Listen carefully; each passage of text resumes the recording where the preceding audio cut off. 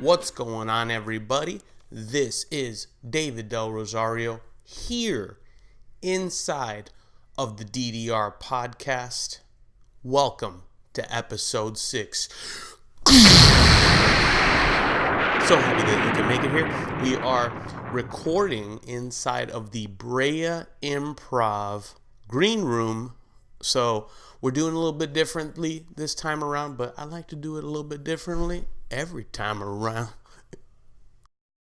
All right, I'll stop. Now, we have joining us, as always, the green room within the green room. Anne-Marie Lee, the beautiful, the lovely. Make some noise, everybody. Yeah. Of course, you know how it does around here when we get the episode started with I'll work on the falsetto. So, before we get started, let me get my crossing T's and dotting of the I's protocol over and done with. Social media. You gotta follow us. If you want to know more about this podcast, you could go ahead and follow me at David Funny Stuff, Anne-Marie Lee at Anne-Marie Lee Comedy. My peeps in the green room, gotta love her. Te quiero, mi amor. Now, also, shows coming up, okay? Just to let you, the people, watching this and listening to this like an ASMR video. I don't know if I did that correctly. Maybe we'll fix that later. I got shows, peeps. Just to let you know, I'm doing the rest of the weekend in Brea. Probably by the time it came out, already finished the weekend. Don't worry, I got more stuff for you. I have Gotham Comedy Club coming up. Also, I'm doing the Comedy Store as well. So make sure that you get your tickets. Get the info by following me on social media, on the IG, on the Twitter, on the Facebook slopes, because we're skiing on them. That was pretty good, right? All right. Now, should we get this thing started with? I'm in a very singing kind of mood today. Very singing kind of mood. Let's just dive right into this shablamablam, okay? First of all, right out of the way, we got the Game of Thrones finale. Everybody's disappointed, and I am super ecstatic because guess what? Wasn't a very big fan from the beginning, so I didn't catch the wave. All of you guys that went ahead and got suckered into watching 8 seasons. Some of you saw it catching it up, and some of you guys been there since the beginning. I actually was like, I'm all right. So, but hey, heard it was great, epic story. Heard the finale was a bit of a letdown, you know. But I think a lot of shows you kind of jump into it. That's my apprehension towards shows. I don't just dive into a show. I need a substantial amount of people. If it's too many people, and you know, it's like the whole Dungeons and Dragons kind of vibe thing. I've seen it. Been there. Done that with the dragons and the whole mythical period piece. Okay? I get it. I'm good. All right? What else does we got goings ons? The trailer to Tarantino's 9th film, super hype, Once Upon a Time in Hollywood, starring Leonardo DiCaprio and Brad Pitt and Margot Robbie. This is really exciting because I love Quentin Tarantino's movies. This is actually got to do with the late 60s and the whole Charles Manson stuff that went down. I actually didn't know a damn thing about that whole Charles Manson insanity. Holy cannoli. If you want to really make a day out of it, look into it. It's a bit of a trip. Just to let you know, really excited about this movie. It's from one of my favorite directors, Quentin Tarantino, and Reservoir Dogs, Pulp Fiction, Inglourious Bastards, the list goes on. And I love a lot of his movies. And this one, so far, from what I've heard, is that at the Cannes Film Festival, it got raving reviews. It got like a 7-minute long standing ovation. I've seen like a brief, when I looked at the synopsis on IMDb, they say masterpiece, so the hype is pretty freaking real. But besides that, other trailers that came out this past week, it was Terminator, Dark Fate, huh? What do you think about Terminator? Are you a Terminator fan? Yes. You are. We got Terminator fans in the building. Woo, woo. But personally, I think the trailer looks interesting. I really don't I kind of stopped after Terminator 2 because it was like every movie that came out afterwards, the timeline was like, is it a prequel? Is it a sequel? Is it one that follows the first part? Does it come after the second part? Is it tied into the fourth part? Do I have to see the fifth part to get the second part? What kind of a franchise are we talking about here, James Cameron? I know where you're going. I see what your vibe is, but maybe I got to rewatch it. Maybe I got to give it another go around. Maybe robots are going to take over the planet. Wait a second. Is it just me, or the last episode that we recorded, didn't Arnold get drop kicked in the back and that video went viral? I think this is viral marketing for Terminator. I think this is viral marketing. I think Schwarzenegger took a drop kick to the back, which, by the way, didn't look like it hurt him too much, to be honest with you. And this is actual viral marketing for the Terminator movie. Freaking, it's all connected. It's all connected, and robots are going to take over the world. Cyberdyne Systems is real, man. It's worrisome. All the while, Miley Cyrus is playing in the background. I am tense. I'm going to go for a bubble break. What do you think, guys? I don't care. I'm still going to do it. Terminator? Another one.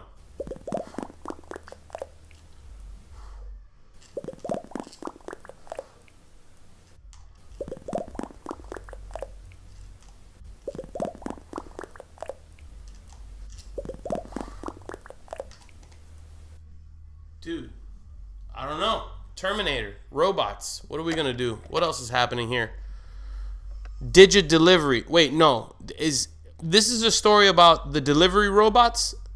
Yes. Did you guys set this up so that I can talk about Terminator and then it goes right into about how automated robots are delivering package? Okay, so check this out. There is a robot service, much like this robot that Amazon has, where they wheel this little cart, and they have an actual humanoid robot that has some weird like velociraptor legs, and it just like literally carries packages to the front doorstep of your home. I forgot, Digit, right? Digit. And I saw the video. Let's pull it up because this is some freaky, insane stuff. Because the way of the future is that a robot's gonna be just give you the freaking, box of easy bake ovens for your niece, and it's just like, and it just disappears. The Amazon one is hysterical because it looks like a little race car, and I could just imagine some crackhead in the middle of nowhere just goes ahead and punts it like some field goal kicker in the NFL, like, fuck your packages, gah! Oh my God, that's gotta be hysterical. So robots are basically the new wave of the future, and they're gonna take humans' jobs away, and you're gonna see exactly what happened in a lot of sci-fi films actually go down. And I'm excited. Are you excited? This is exciting. This is an exciting time right now. I'm actually, no, I'm not. Man. But yeah, robots are going to take over the world. Uber Silent is a brand new feature that Uber has just come out with for upscale Uber drivers that do Uber Black. It's a feature in which your driver, cannot speak to you during the entire trip that you're on. And I've had this happen on multiple occasions where I personally don't feel like talking to my driver. We've been in an Uber where a driver would not stop talking, and we kind of just wanted a moment to kind of figure out some stuff. We were like looking some stuff on the phone, and this one Uber driver was just telling us about their day and the seminars that they're attending and the interests that they have and the kind of paperwork that they're doing when they get back to the office. And we were just not having. I get it. I get the whole thing that Uber Black is trying to do with Uber Silent. I get it. I understand it. A little bit of privacy goes a long way. Now, here's the deal.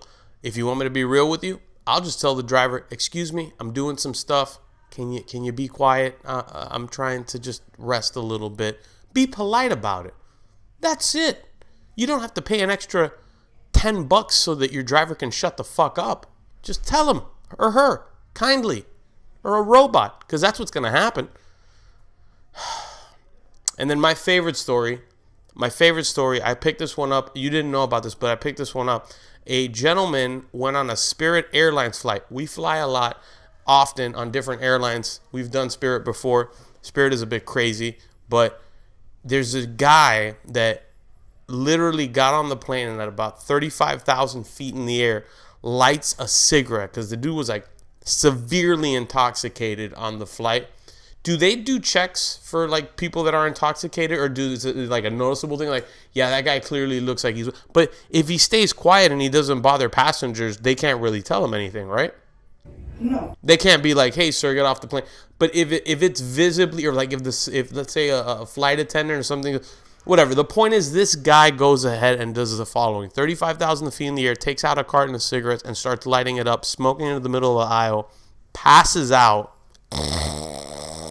after one drag, and the flight attendant sees what's going on. Someone, I think, calls the flight attendant button by him, taps him on the stomach, and he's like, sir, could you, you're doing something illegal. And he's like, oh my God. Like, I honestly don't understand, like, the mentality that, I mean, did he think that he was like in a bar?